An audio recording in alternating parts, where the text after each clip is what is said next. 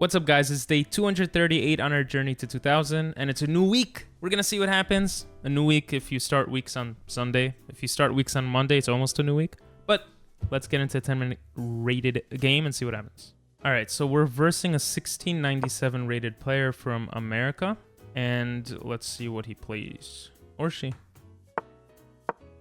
And their name is Future Mother Frickin' Grandmaster. Wow. This is the slowest player we've played in a while. 30 seconds for the first, 3 moves of the game. Very weird, but it means we could take more of our time later on, so that's good. Okay. Alright, so far they're not playing well, but I shouldn't laugh. Things could change very quickly. We're going to develop the knight, attack the center. This is the best case scenario in a lot of ways that we could... The best thing we could ask for in a lot of ways, so that's good. So now I want to take this pawn. Another move is attacking the bishop, maybe targeting c7 as well. But I think taking the pawn is the easiest thing that makes sense. Maybe we have this knight move. I want to develop the bishop too. Bishop will probably go to c4. Maybe in some way bishop c4 is better just to have another eye here. So if he doesn't push... Okay, that looks weird. I think knight here and then castles, or maybe we even long castle. Another option is going g5 to open up his king. That might be an option. In a way, the bishop is kind of annoying here. Bishop here. Pawn push forward is an option. What can he do to that? In a way, pawn pushing forward is pretty interesting too. But I think bishop coming out and just adding support is good. So let's do that. Attacking the f-score is always a good idea. Yeah, so he castles here. We can attack the knight. If he tries to attack, we can take, he can take. We can pull back, and that's already a great position. It's just castling, we have to be a little careful. Let's... Maybe queen here is better, actually. Knight comes here. Yeah, I feel like queen d2 and queenside castling might be better. Let's try it. We can come here, but then he can come here. So maybe we come here attacking the bishop first. Then he takes, we take, he takes, we take, he forks. That doesn't make sense. Knight here, take. On push, where is the knight going? Nowhere. I just want to open this up to attack the knight. And somehow we're running lower on time. Let's do that. He actually has this move, which I didn't see. And then he could fork. Oh, I think I might have blundered. If he attacks the queen... Oh no, this I keep thinking about this fork. I could just take the pawn. What am I saying? Okay, so we can take... He'll take... We can take, he'll take. I think taking is okay here. But I should probably spend more time thinking about it. So take. Pawn forward. Rook here. Then we could castle. Let's do it. I think castling now might be fine too. Attack. Here. Take. Could get interesting. I think attacking is good though. We have a lot of targets here, but first we need to get our king to safety. And I think castling normally is probably better. He doesn't have a dark squared bishop too, so that helps. We just have to be careful of any attacks like this. This also blocks off our bishop, so I don't know how good that is, but I think it's fine still. And I think we were winning and we messed it up. But he does have this doubled pawns, isolated pawns. No other pawns can protect them. This is also isolated. And now that I think of it, pushing this pawn forward means we can't protect it. It feels like a very big weakness, but we could go b3 and go c4. I think we could be okay. So we're going to take here. Let him take, and then bring the bishop back. If we take, he could bring the rook, then we could castle. He can take. We can take. He can take. We can take. He can take. Doesn't make sense. Another idea is bishop here. Pawn moves forward. We can get a discovered attack. So let's... This looks crazy that the queen is not castled, but I think it's okay, which is the funniest part. Now we have this. We win the knight. This wins the game probably, actually, because he moves out of the way. Bringing the bishop doesn't make sense, so he moves out of the way. We take the knight. If he takes the queen, we could actually take back with the bishop, and we're just winning. He has to target this. Maybe we could even protect it. Yeah, now we take. Oh, okay, so he takes that way. Now we could bring the bishop back. Now he could attack our queen. We could bring the queen to f2. Or actually probably c3 to stop any checks. And then castle. Now that I think of it, bishop h4 might have been better. This gives me a free rook. I think he blundered. I don't see... Yeah, I don't see anything. Yeah, that's just a blunder. I think now I'm good with queenside castling. There is no attack here. And we're going to have a battery. So this is definitely great. There's no dark squared bishop also. We could bring our rook here to defend. It looks like he's playing a little triggered. We can also bring the queen here. Takes, takes, takes. Here, he goes back. We take this pawn. We're just going to be up too much material. And this threatens to take his bishop, so I don't know where his queen's going to go. There are some tricks maybe, but I don't think it really works. Probably better to just go g1 first, though. Let's go here. Maybe we'll have some attack here. And we're running low on time, so I think it's good. I think it's a good move. I tend to overthink sometimes in positions like this, but I think this is totally fine. Interesting move, but now we take, and yeah, that's just a lost game. I'll show, for those that don't know why it was, I'll show you guys right now. But I should have blitzed out the move, but I didn't want to risk. So we played with 87.2% accuracy. Our opponent played with 66.8. That was a pretty fast game. We played like 2200 supposedly, and they played like 1500. I just want to go towards the end of the game here, just to show you guys what that looked like and why this is just terrible. If he takes here, this is a mate. So after taking here, he's actually forced to defend the king, and then this is just a lost game. Computer likes probably this better. Computer also likes, it says h6. I guess because if takes, I have this. Blocks, and then this comes in with the checkmate. So that's interesting. But I'm going to go over the game with you guys, and we'll see what happens. And we'll try to take a lesson. We're trying to take a lesson from each of the games I play to help you guys, to help me. So far, we looked at, you could look at previous videos from the past few days, but we looked at how h5, h6 are useful moves to counterattack in the pierce or to hide your king away. That would be h6. Also, e5, when to play that, looking at past pawns.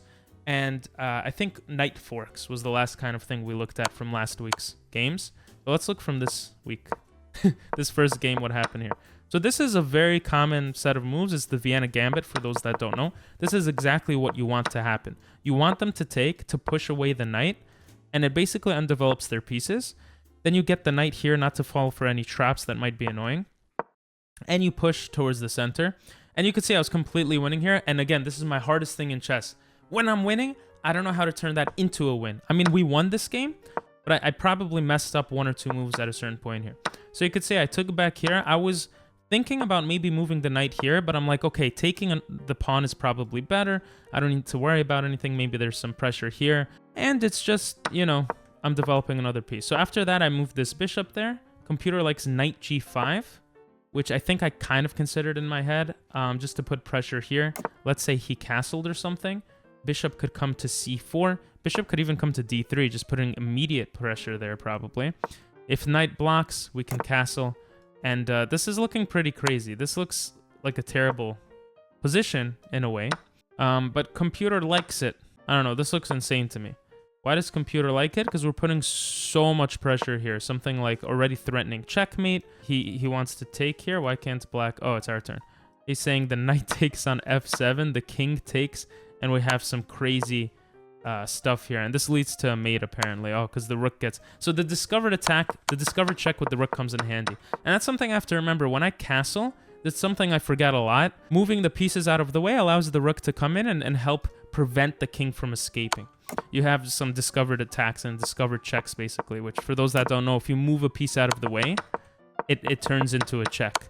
So the example here would be you move the bishop out of the way and there's a discovered check. That's why you can't take my bishop. And this leads to a very easy kind of checkmate. You can go to g7 because the bishop just protects the queen. So that's very interesting. I also kind of have that issue with the fianchettoed bishop in the Pierce defense, which is another type of opening with black. If I move pieces out of the way, the bishop becomes very powerful. So this idea of like discovering moves like that is really cool. So this queen move was the mistake. The big thing here, the computer wanted me to go knight g5. Now, if the pawn attacks me, it's like, why did the knight go there? Well, apparently the knight went there because this trade, usually, by the way, not the best type of trade, is actually really good here because we could take advantage of this right away. And we're just really getting into the position very quickly, I guess. And here, I guess the idea is the king is just super exposed. Now, I didn't really see that. Obviously, I didn't see that as an option. After this, oh, queen f8 was the best move. I was just assuming it was. Computer likes this. You can't really ignore this threat if you do something like this because of something we kind of mentioned before, which is the discovered attacks, or at least that's what I thought. That's even better, right? You win the queen here. So this is already, you just win, the other person's gonna resign. But this is very interesting. So again, it's about this rook over here. By me playing queen d2, I don't take advantage of that. Now, let's say they don't deal with this and they do their own thing. Knight d5, right? Well, I could fianchetto. Fianchetto, what? I can en passant. This would lose a queen, so taking back with the pawn would make more sense. And queen h5, again, threatening checkmate. He could stop that threat. And we have too many pieces looking at this position. This threatens to take the queen. This also threatens to give a discovered check. So this is a crazy move. Something like this, and this is already losing. Black is down a full piece of material. So there's nothing. And right away, my eye just goes to this, and it seems like the computer agrees that that's a fine move. Just because you're getting more pieces into the game, you're doing crazy stuff, and you could see here, there's nothing really that can happen. Something like check, takes, check, and now you're up still a lot of material, and you could probably castle and cause this. This check doesn't mean anything. If you waste too much time, it could probably result in a checkmate, would be my guess. So, yeah, computer says this is fine, taking back is fine, and oops, I don't know what I'm doing here. What? I highlighted something and it stopped me from moving the pieces. Queen g4, king comes here, rook gives a check, king comes here, that's it. Oops, that's a checkmate. So a lot of interesting stuff for breaking into the position. And this game exemplifies, or at least the computer exemplifies, how to take advantage of developing, of gaining the initiative. When you are so far in development, like my brain knows that I'm winning here and I could do something, but I can't figure out how to. And the computer explains this very, very interestingly, I feel, to me. So that's pretty cool, I think. And yeah, I mean, there's nothing else really to say there. Here, the queen, bishop g5. Again, we're going for this discovered attack type thing. We could take here. And I don't think it's very clear what the best move is here, like if I was playing. But, I mean, it's clear that I want to double my rooks, but I don't think it's very clear what to do to win the game, if that makes sense. So I would do some move like this. I don't know what his best move. Okay, his best move is this, protecting the square. And now maybe attacking the queen. And the queen taking the rook is the best. And here you could tell, or it's not the best, but it's up there. They also like bishop coming to e6, which you're still gonna lose the queen. So this is just being a piece up. There's nothing else to say. The king is defended, and you can't do terribly here, right? Anyway, that's interesting. But let's get back into the game. Queen d2, a little slow. He had a miss here. His best move was d5, which I thought he might do, but I thought I could just en passant, and I don't really see the idea. Like, he has this isolated pawn, and yeah, the center is kind of more broken up. His bishop could come out, but it still seems pretty good. So that's not what he did, though. He developed the knight, and then we had this attack, which right after doing it, I was like, I don't know if this is great. I saw knight d5. What I didn't like about this is that he attacks the bishop. And I didn't understand what's going on here. Like, what's the purpose of this position? I feel like I'm allowing him to break open and bring more pieces into the game. The computer, though, disagrees. Computer says, hey, I disagree. I mean, the computer can't speak, but that's what it feels like it says. And I don't really understand that. Oh, now I understand. You trapped the knight. So this knight actually could get trapped very easily. I didn't recognize that. You see, I didn't see that this leads to getting the knight trapped. That's definitely the big kind of idea here, right? This traps the knight. Where is this knight going? Computer says c6. What? Why c6? What? Why wouldn't you just take this knight? How is this not a winning game? Taking on a5. Oh, the queen is pinned and he's going to win your knight. Bro, this game is crazy. The chess, I mean. It's a crazy game. So that's why castling that they prefer here. Taking and then taking, and this knight's kind of getting poo-poo butt. This attacks the bishop, but now what if we do this? The knight can take on e5. We can take back. Queen e7. So he could keep putting targets not to lose this. But again, I have this. But I guess the idea is that he pins this? No, the idea is that he goes queen a3. Okay. All right, so I guess trapping the knight doesn't necessarily work, and the computer was still working on its thing. But anyway, we played all the best moves here, and my plan kind of worked to move the knight out of the way. I thought that was a good idea. Now, computer likes taking like this. I guess the knight being here is better because you have more pressure on the f-pawn. We're going to castle and bring the rook in. Whereas if we take with the knight first, then he takes... there's some issues here with the bishop getting hit later on, maybe. I don't know. That's kind of how I see it. But okay, I moved the bishop. And then he did the move I expected. And this is a completely losing move. If he took my queen, I would be able to take it back. Threatening to promote. If he tries to attack, I could bring the bishop here. And because of the way he played it, his pawns can't kick the bishop out. So I saw all of this. This I didn't see, but I figured it would be fine. I could just protect this bishop. And there's literally nothing... like. There's nothing he could do. The bishop here stops any movement here. This is a completely lost game. I don't even know. Yeah, you see, computer says give up a frickin' rook. Oh, I guess it's not giving up because he wins the bishop. So maybe this pawn move isn't the best move. Something like this. And you can't take here because of this move. And you just lose the game. So I knew this was a winning move, and he knew it too, which is why after a few moves, he kind of resigned. But this was terrible. This is... we kind of went over that. That's just leads to checkmate. So people who are close to reaching the next 1,000 rating, like 1,100, 1,200, whatever, they tend to blunder a lot. You could see this guy, unfortunately, blundered a lot. Fortunately for us, but yeah. Anyway, hope you guys enjoyed the video. If you watched this far, say poo at the zoo, the whole thing. We've said poo before when I wore this shirt, but I want to see poo at the zoo. Because, you know, different animals poo at the zoo. And elephants apparently make poo that looks this large. So hope you guys enjoyed. Hope you enjoyed that little fact, tidbit of knowledge. And I'll see you guys next time. Bye-bye.